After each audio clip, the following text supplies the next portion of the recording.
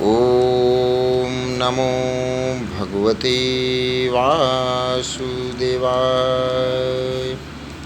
भगवान विष्णु और गरुण जी की वार्तालाप। जन्म, मनुष्य के जन्म, मनुष्य के कर्म से कैसे मनुष्य को क्या किस योनि में जन्म मिलता है, उस पर वार्तालाप चल रही है भगवान विष्णु और गरुण जी की। और उस विषय को लेके मैं प्रस्तुत हुआ हूँ कि गरुण जी को विष्णु भगवान बता रहे हैं कि जो भी अगर कोई ब्राह्मण की जमीन या दान की हुई ले लेता है, वह 60,000 वर्ष तक विष्टा का कीड़ा बनकर जन्मांतर जन्मता है और मरता है। जो स्वयं दान की हुई जमीन को फिर छीन लेता है, वह पापी महाप्रलय तक नरक का जीवन भोगता रहता है। भूमि देकर ब्राह्मण का जो पालन करता है, परंतु फिर उससे छीन लेता है, वह लंगड़ा कुत्ता बनता है। ब्राह्मण की आजीविका छीन लेने वाले को बंदर व कुत्तों की योनि प्राप्त होती है। हे गरुड़ जी, विष्णु भगवान जी कहते हैं, हे गरुड़ जी, उपरयुक्त बताए हुए ये सब चिन्ह और योनियाँ अपने कर्म द्वारा प्राप्त होती हैं।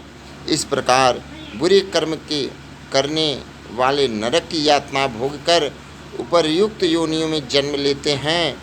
हजारों जन्म तक गधा, ऊँट, बैल आदि तिर्यक योनियाँ को पाकर दुख पाते हैं। इसके बाद पक्षीराज की योनि में पड़ते हैं, जहाँ वर्षा, जाड़ा, धूप आदि का दुख उठाकर मनुष्य का जन्म पाते हैं। यह जीव गर्भ में आकर क्रमशः बढ़ता हुआ मृत्यु उपरांत दुख पाकर मर जाता है। सभी शरीरधारियों का जन्म और विनाश होता है। अंडज, स्वेदज, उद्भज और जरायुज, ये 4 प्रकार की योनियाँ हैं। इनमें प्राणी बार बार जन्म लेता है और मरता है। मनुष्य मेरी माया से अपने अपने कर्म पास में बंधे हुए आते हैं और जाते रहते हैं। पृथ्वी पर आकर दान न करने से लोग दरिद्री होते हैं और दरिद्री होने से पाप करते हैं तथा पाप के प्रभाव से नरक में जाते हैं। शुभ अशुभ कर्मों का फल अवश्य भोगना पड़ता है। बिना भोगे लाखों कल्पों तक कर्म फल क्षीण नहीं होते। तो भगवान विष्णु जी ने गरुड़ जी को कर्म और जन्म और किस किस योनियों में किस प्रकार जन्म लिया जाता है और किस कर्म की वजह से, किस पाप की वजह से कौन सा जन्म मिलता है, वो सारी कथाएं भगवान विष्णु जी ने गरुड़ जी को बताई। तो बस मैं यही कहूँगा, हरि नाम हरि गुणगान करते रहे, राम राम करते रहें, कभी भी किसी का बुरा ना चाहें। आप अगर किसी का बुरा करना चाहते हैं तो उससे पहले आपका बुरा होगा, ये सत्य है।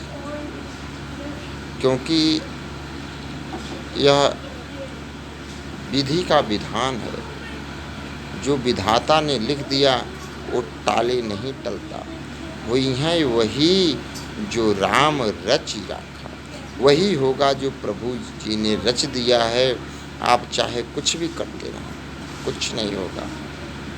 बस हर किसी के अंदर इस समझना है कि भगवान है, कण कण में है, निराकार है, आकार है, हर प्रकार से भगवान है।